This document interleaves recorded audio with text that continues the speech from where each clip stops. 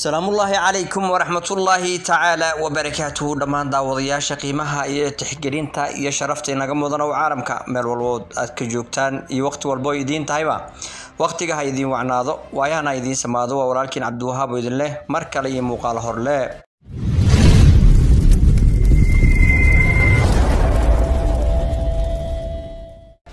wadkum aadsantiin daawashadiina dhinac taagneeshiina iyo dhammaan inta aad u gashaan ee wanaag channelka inta waan idinkaga mahad celinayaa haddii aad ku cusub tahay oo ay tahay la kulankaaga ugu horeeyana subscribe tahay naga hagran subscribe saarkan baleelkana furo fiidiyoogana like gareeya oo sii share gareeya asxaab badan gaarsiiyo anaga dhiirigelin inooga dhiga markastan waxa inoo madal ah wanaag sharaf iyo cizi maanta waxaan maskaxda maanka muruqa iyo macnaha aanu saari doonaa shaadiye sidaan ogeyn way ka tagtay Hargeysa waxa ay tagtay Xamar waynu ka wada warhaynaa airportka waxa ku soo dhaweysay wiilo laakiin waxa jirto yani markii ay tagtay dal waxay tiri hadalada waxa kamid ahaa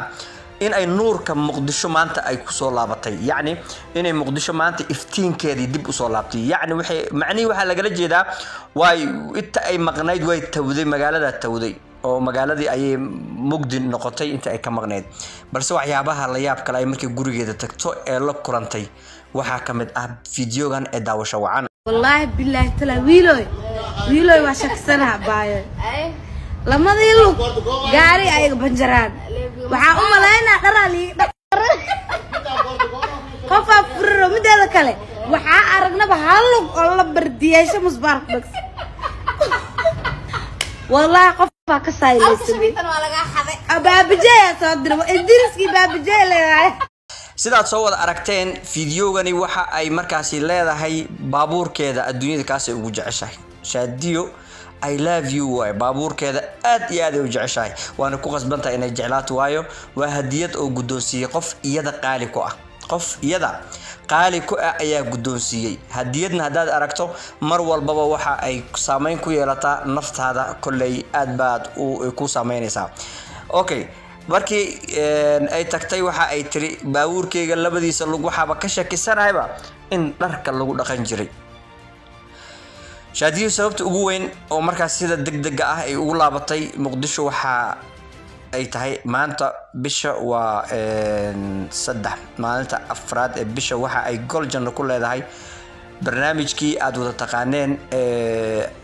yani showga oo kale ah barnaamijka cashada aadka loo isticmaalo weeyaan hadda Muqdisho waa barnaamijyada ku soo kordhay barnaamijkaas ayaa iyada ay maanta nasiib u yeelatay in ay u qabsato goljanno waxaana marka intaasi ay tahay degdegsi hadii ay tagto maanta oo kale saddex bisha ay tagi lahayd waxa dhici karta in ay iyadoo daalan ay ku hagaagto marka fanaaniintan oo iska taqaaniin juhdigooda iyo waqtigooda inta ugu badan markay show tagayaan oo kale naftooda in badan ay waqti geliyaan marka sidaas darteed waxay ku qasbanaatay ama qasab ku ahayd in ay waqtigeedii ay markaasi ku qaadato nasiino maalin dhan nasiina ay hesho sidaas darteed waxay tagtay maalintii shalay ahayd shaadiye tagitaankeeda magaalada inta badan waa aragteen markii ay tagto showyada iska daaya aroosyada qof dadka ugu hadal haynta badan ee inta badan magaalada showga ka qabsado waa dadka ugu badan ay ku jirtaa dadka ugu badan run ahaantii aad ay u xiiseeyaan maanta dhalinta iyadoo ay qaarkood ba si ku jecel yihiin dumarka haba u badnaadaan heesa yaro karbaashay u qaadaa dumarkana adduunyada waxa moodaa dagaal inuu socdo oo rag iyo dumar u dhaxeeyo inta badan waxaynu aragnaa markii dhibaato yar ee dhacday in meedka noo kala jiida la lahayo oo maalinba ay dhinac saaran tahay waxaad moodaa in anaga loolan galnay loolan rag iyo dumar u dhaxeeyo in la galay oo markaasi lagu labada dhinacba ay mid kaleetay dhibaatada soo gaarto tan kale ay ku farxayso marka heesaha inta badan ay aad u qaado waa heesaha ay ku karbaashayso ragga ama heeso dumarka loogu hiilinayo oo aad wada ogtihiin inta badan in ay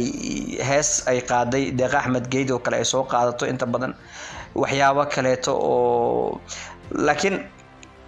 ogow quruxda markii lagu sheegay shayga quruxdiisa markii lagu sheegay heesaha iyada Cabdi Fataax ee lamaanaha ku qaadayaan ayaa ugu fiican waana taa sababta aan ku leeyahay midoowitaanka dadka inay is haystaan waa waxyaabo u macaan badan tahay heesaha xitaa talantaaliga aad u macaan badan talantaali dad waxa laga yaabaa dadka qaar inay fahmayaan ereygaas daa faantay ama talantaali hadii ereygaas macnahan aad taqaanid waa qof fanka ku dheeraa tahay waa noo soo qori doontaa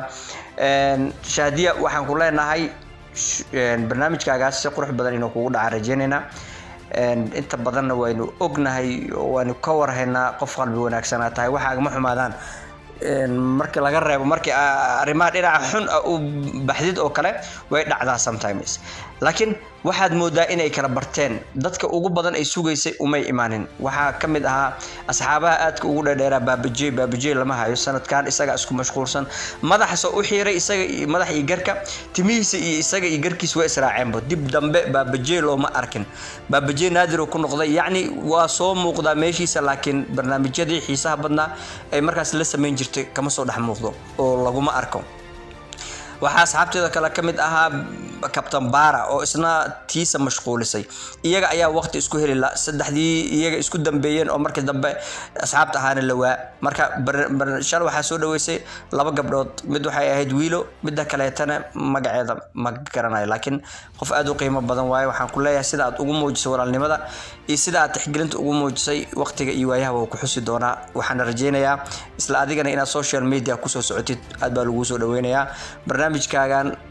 iyo waxa la timaadid waa la arki doona kulli social media aniga inaan arkin waa suurtagal gabadhaas oo ay social media dadka isticmaalo ay kamid tahay ama dadka famous ka ah laakiin aniga aanan arkin marka aan jawaabtan bixinayo aanu nafteeda ayaan ka wadaa waa soo dhaweynayaa inaad ku soo biirtid saaxada qofba maalin soo gashay qofba maalin ku soo biirtay Shaadiyo heesaheeda waxa la yaab laakiin heesa kamid ah wali ma ay soo bixin oo wali waa ay xaniban yihiin oo afartii hays oo afar inay ahayd in shan ahayd ana kala garanayn afar inay ahayd oo maleena inta u badinayo afarteeda hees mid ahaana soo baxday laakiin inta kale saddexda kale wali ma ay soo bixin laakiin waa ay duubtay xitaa klibiska ama fiidiyoyada xitaa waa laga duubay waana midda ay dadka inta badan ay leeyihiin way ku kala tageen maadaama iyadana ay soo sameysay muuqaalo isagana ay u diiday sidaas darteed ayuu khilaafka ka bilaawday ay leeyihiin Iida Cabdi Fataax laakiin waxa soo dhan waa iska dheh waa wax aan sal iyo raad midna aanan lahayn oo aan lagu xaqiijin kareynin ama ba aan la dhihi kareynin waa xaqiiqo sababtoo ah waa fahmi lahayn ama waa arki lahayn hadii ay taasi jirto iyadoo taas sameynayso oo muuqaalka heesaha markaas qaaday duubayso umay diideen in uu ninkeeda isagana muuqaal hees kamid ah heesiisa oo ku qaaday Hargeysa oo la qaaday Haboonura in ay u diidi lahayd anigu waxaan u maleynayaa ma ahan laakiin way isqaban karaan dadka way iskhilaafi karaan maadaama aan la yahay qasab ma aan nolosha in la wada taagnaado in ay ku qurux badan tahay maana sheegin in ay wada joogo oo dadka ay wada noolaadaan laakiin ma ahan qasab oo ma dhahi kareyno boqolkiiba boqol waa qasab in la wada noolaada in la isku fahmaa nolosha dadka famouska ahna ma kala tagi karaan arin suurtagal ah ma ahan marka sidaa darteed wax walba wax dhici karo wax walba way dhici karaan adduunyada mana u maleynay inay dhaceen hadii ay adiga ogtahay waad nala wadaagi doontaa xagga commentiga ayaa ku firaaqeynayna nagula wadaagi doontaa muuqaalkani xiisa gali aan kula wadaagay hadii aad ku xiisa gali video la gareysina share gare dad badan la wadaag inta mid xii ku kulmi doono waxaan idinkaga sii tagayaa nabadiino